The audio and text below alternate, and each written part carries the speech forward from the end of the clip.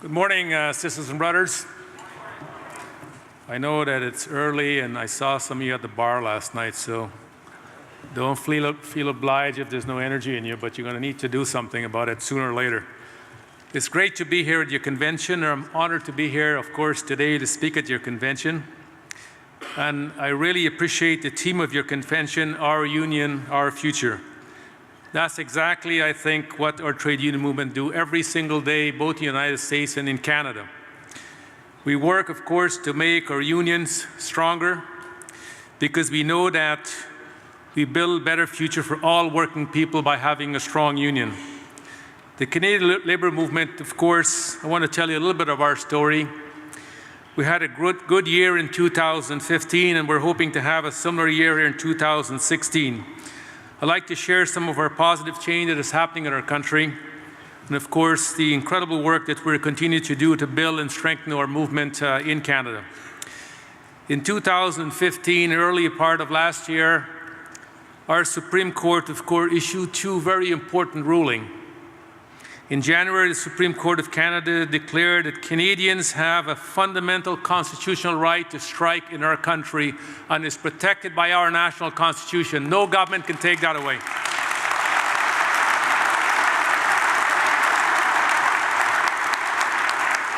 Next year will be 150 years of our country.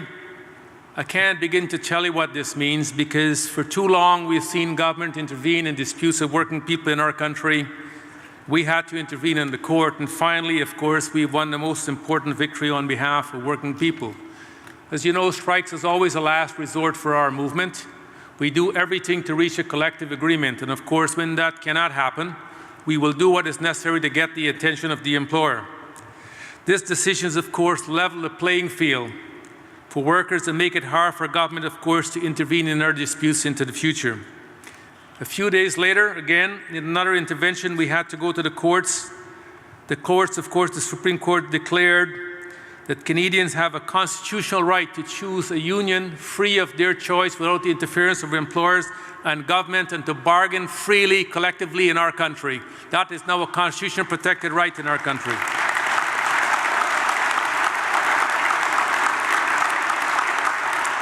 What a powerful message, I think, how crucial unions are in democratic society, and more importantly, the important role we play in our country.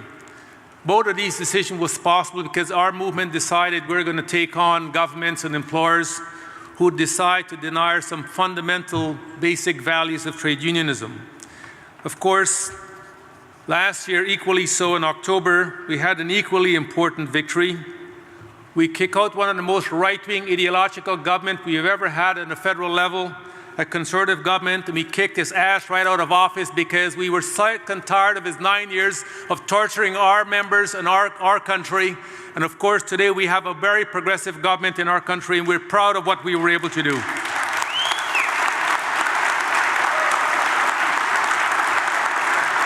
For 9.5 years, we put up with their torture and tormenting, attacking everything that working people have built in our country. And you know we only had one choice, was to get ourselves organized as a labor movement. We were never more united in Canada, in our labor movement, in our determination to, of course, to get rid of this government. The new government, of course, the new Liberal government, of course, won on a campaign on many of the issues that are priority for our movement. So now we're working, of course, to make some positive legislative change in our country. And we know we've got much work to do, but we intend to do everything we can to ensure this government stay on track, to ensure working people will benefit from the fact that they're elected. Two very nasty pieces of legislation was passed in our country. Of course, just before the Harper government was defeated. One of them was Bill C-377. In the United States, that's equivalent, I think it's the LM2 legislation you have in the United States. We have said in Canada, we have no issues with our members getting our financial information. As a matter of fact, they have a right to do so. But fundamentally, we will not provide our financial information to the enemies of our movement, not now, not ever. Because that information cannot be used to attack us, to tell our employers and those who want to oppose us to use our information about our strike fund to undermine us. We will never allow that to happen. The new government have tabled legislation to repeal that law because it's an unjust, undemocratic law in our country.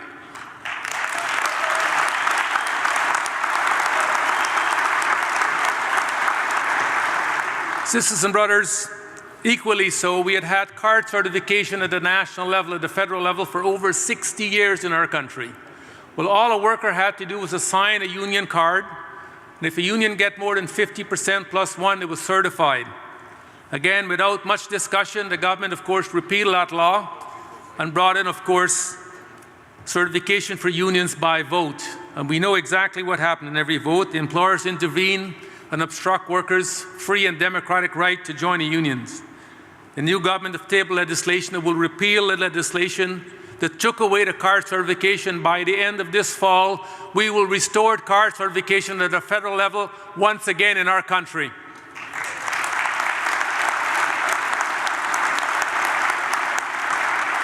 This is an important message by the new government. It wants to work with the labor movement to build a just and a fair society. And it's only us, through our hard work, can improve the lives of working people and get them a better playing field working for their employers.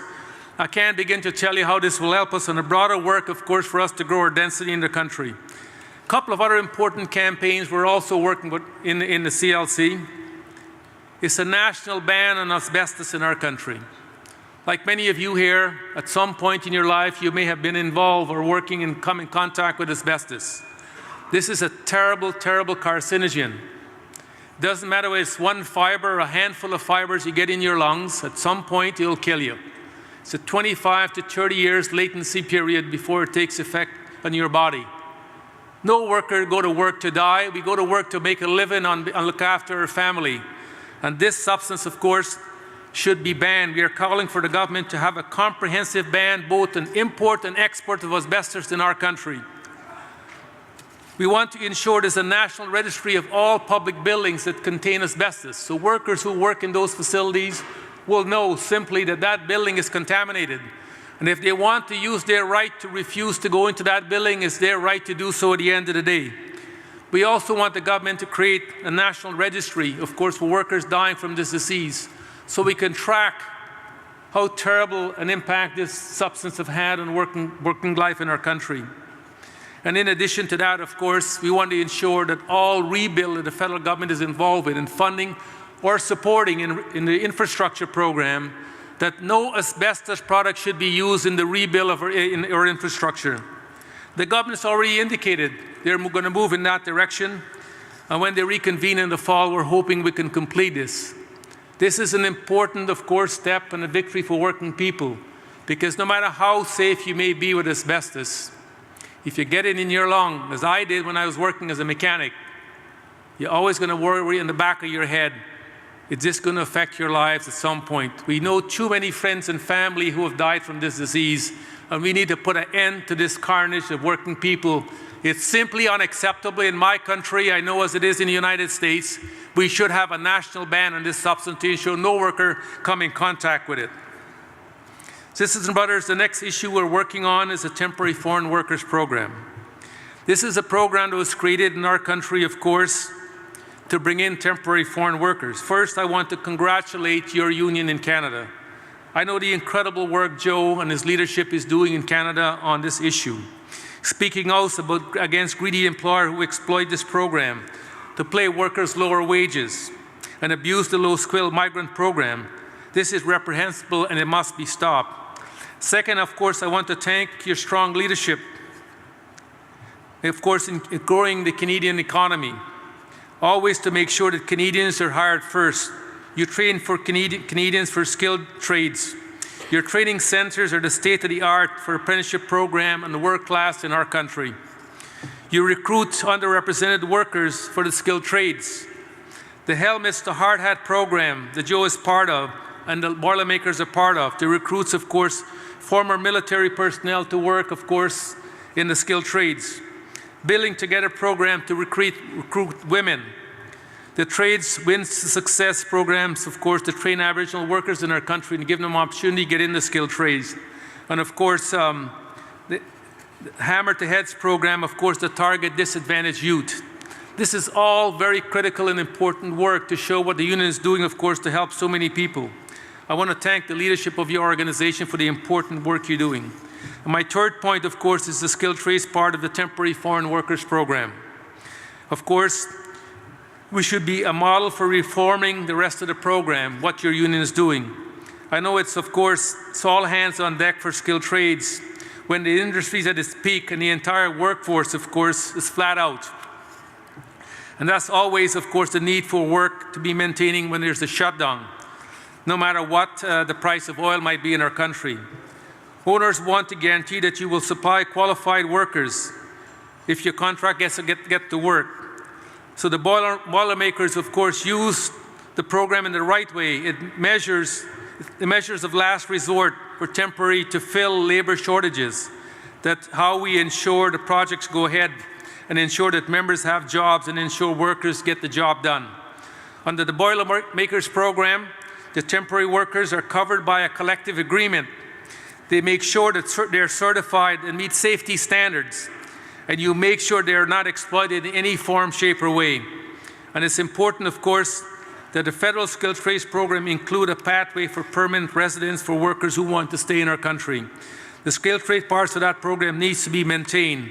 And I want to congratulate Joe on the incredible job he does on a regular basis, speaking out about the important work you do to bring in workers that are qualified, of course, to meet the skill shortage in our country. And he has my full support as President of Congress. Sisters and brothers, the last two issues I want to touch on is the Trans-Pacific Partnership. Of course, our next priority is fighting this trade deal. The Trans-Pacific Partnership sells out North American industries and workers, and we should do everything to ensure this trade agreement never see the light of day in our respective countries. We're supporting trade. We believe in trade because we recognize, of course, we can create good and decent jobs in our country, but we need to do it on a level playing field with other countries, and this is an unfair trade deal to workers in our country. The TPP is bad. It will destroy thousands of good jobs in Canada, especially in the auto sector. It threatens hundreds of thousands of jobs in the manufacturing sector in the United States. We'll know it will hurt, of course, the dairy industry, both in the US and in Canada. And in Canada, it threatens public service and will increase prescription drug prices by over $800 million. The TPP, of course, undermines our democracy everywhere by giving corporations the right to sue governments when they take action to protect public interests. And sisters and brothers, the TPP, of course, is a bad deal for skilled trade workers in Canada. Every trade agreement has a chapter that deals with labor mobility, but it only applies to business, of course, persons. But the TPP, of course, is different. It includes business persons and technicians. Here's the catch. A new category called technicians includes skilled trades workers. Electricians, plumbers, pipe fitters, carpenters, mechanic, machinists, heavy-duty construction equipment crew, oil and gas, well drillers, people working on chemicals or petroleum processing and facilities. All of these trades and all others, of course, are included in the TPP. It is the first time skilled trades workers have been included in a major trade agreement. And here's the part, of course, that really make your head explode under the TPP. There's no requirement for a company to hire Canadian or American workers under the TPP. No labor market impact or assessment is required for them to bring in a whole crew to work on a project. No certification test has to be imposed as a condition of entry into Canada, as it might be the same in the United States. There's no limit as how many workers can enter Canada under this program. And of course, there's no language requirement. In the industries, of course, where the Boilermaker work, this will be an absolute disaster for workers and for your members. I know you're mobilizing against the TPP in the United States, and I want you to know that we are doing everything in Canada to ensure we will stop this deal and make sure it never gets ratified in our country. I want to thank you for the great work we're both doing here together, because this is a terrible trade agreement and it should not be allowed to pass both in the United States and in Canada, my friends. Thank you so much for the hard work we're doing.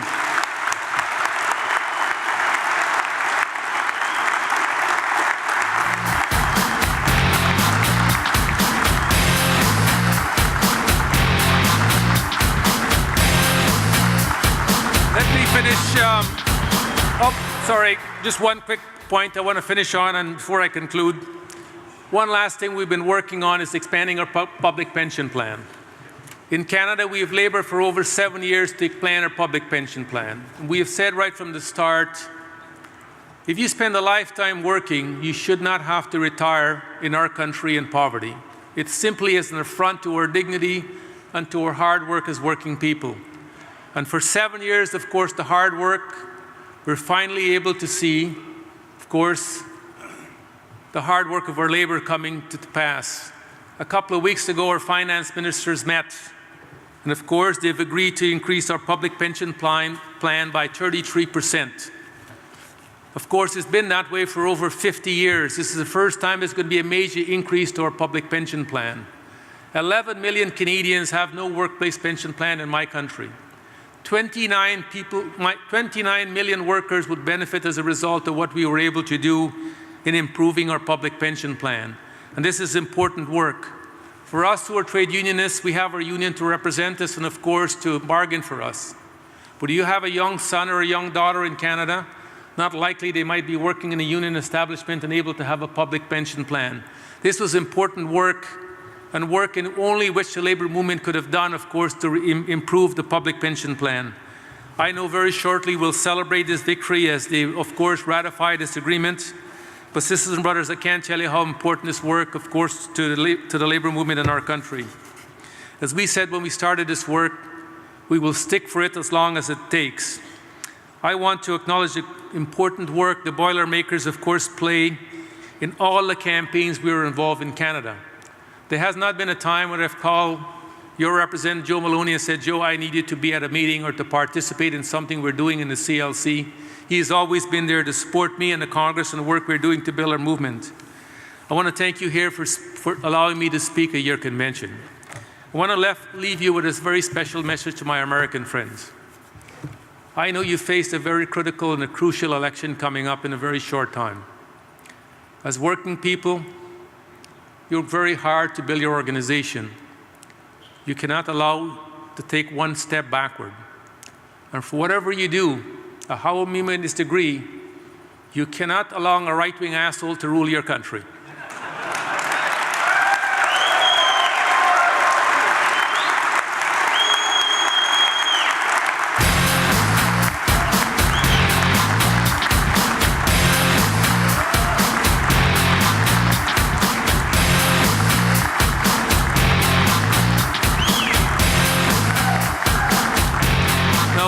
To do it in Canada to get rid of right-wing government. You got to make sure you don't elect one in the United States. And more importantly, sisters and brothers, as I leave, there may be a border that separates us, but as working people, there is no separation. 99% of you is what's in me and what's in each one of us. Borders don't divide us. Our values are the same. We believe in fairness, inequality, and social justice for all working people. Let's stand strong, let's stand together to build, of course, truly a great working movement in this country and here in Canada. Thank you so much for having me here today.